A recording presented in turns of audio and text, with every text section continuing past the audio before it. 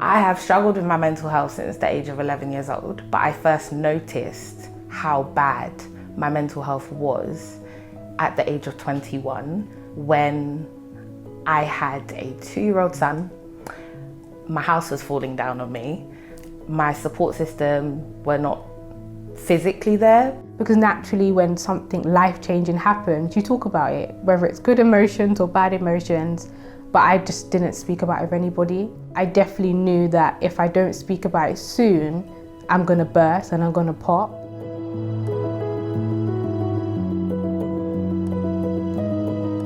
How do you explain to the child that thinks the world of you and thinks you're a superhero that life is too hard for you and you no longer want to be here?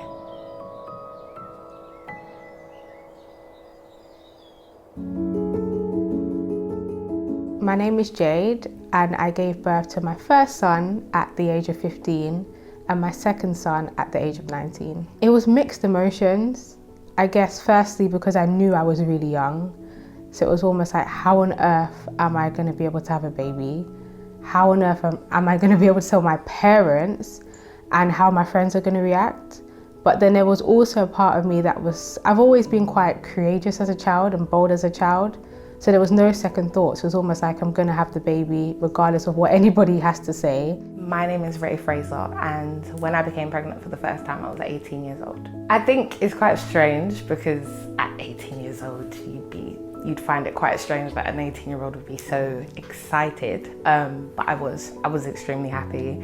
I had miscarried a child previously before, so it was almost like having my rainbow baby experience. So I was happy.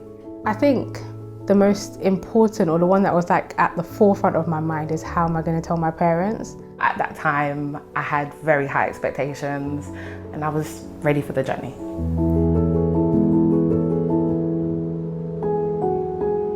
The best word to describe my pregnancy journey would be difficult.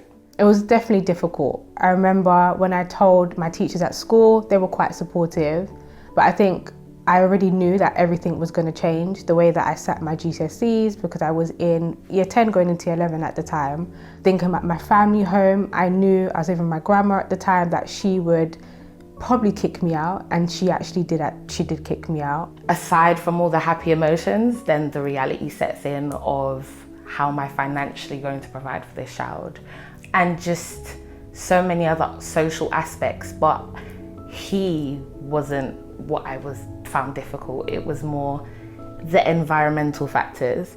The first few days of giving birth, it felt still, like nothing else mattered.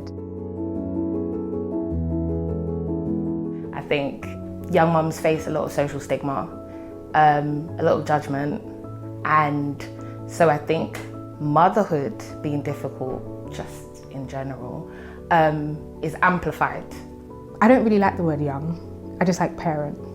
And I think, of course, there's barriers being a young parent, but I think when I think about parenthood, I think the good days, the bad days, but you just gotta do it. Because so many things were changing, I already knew something was up with me. And I think some of the symptoms of that is I didn't speak to friends and family. I would leave school, walk home, and I'll be in my room for the rest of the evening.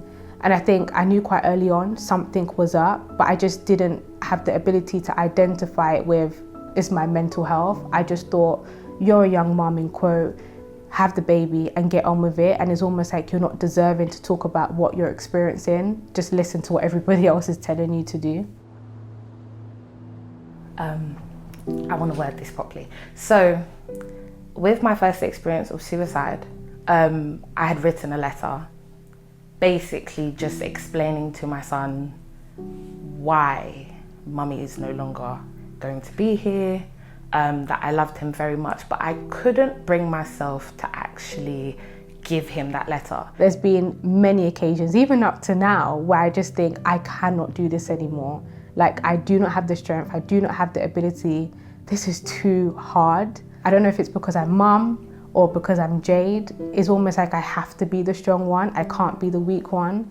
But I think as I'm maturing with age, I'm starting to realize you need to cry out for help, and you need to say that things are difficult or things are getting hard, and it's okay for you to do that. So I think then saying, I don't want to do this. I actually want to create a life for us where we are both happy, and I want to have the courage to keep on going. So I scrunched up the letter, kind of was just like, I need to get healthy, I need to get better. Yes, services may not be supporting me, but I'm going to do my very best to even beg for those things that I need, because my son is entitled to a healthy parent. These things were happening to a lot of young mothers. It's not peculiar to feel like this.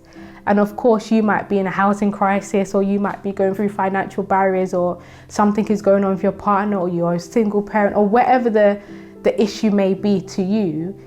Other people also feeling the same. Making it stop with me was very important to me, and aligning with the right women. Thankfully, I had that hand to help me and navigate me through whatever it is that I was experiencing. I think the first one is the Maternal Mental Health Alliance. They've been fantastic in not just supporting me, but being able to bring me into a community of those that are young parents first, but also professionals that really want to support young parents. And I can go on for days about organisations that do supply or have support services for young parents. I don't want any young mama out there to feel like if they don't have someone to support them, then that means motherhood is doomed.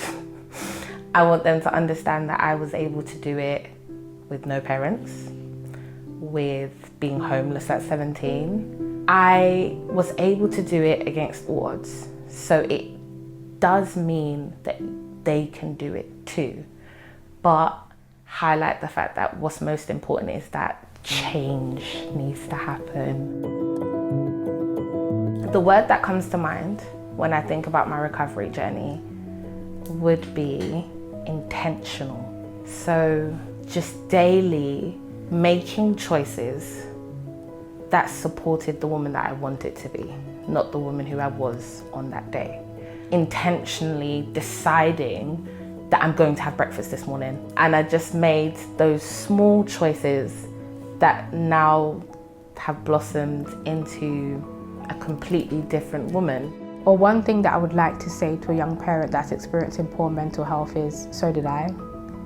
And sometimes I still do, but that's okay. And I think it's not gonna always be like that forever. But focus on the small things that gives you that sense of happiness. I now do heart-shaped pancakes for myself, which I never used to do that. So now I have the joy to also do the heart-shaped pancakes for my son. I would definitely recommend local support services, your local GPs. And if you do feel a sense that they're not giving you what you want, put your foot down and tell them, because most services have the funding to do it. And you're deserving of that support. And I think that's really, really important. Becoming a parent wasn't what I expected, but I wouldn't trade a minute of it. I think it created and molded the vision of the woman who I want to be.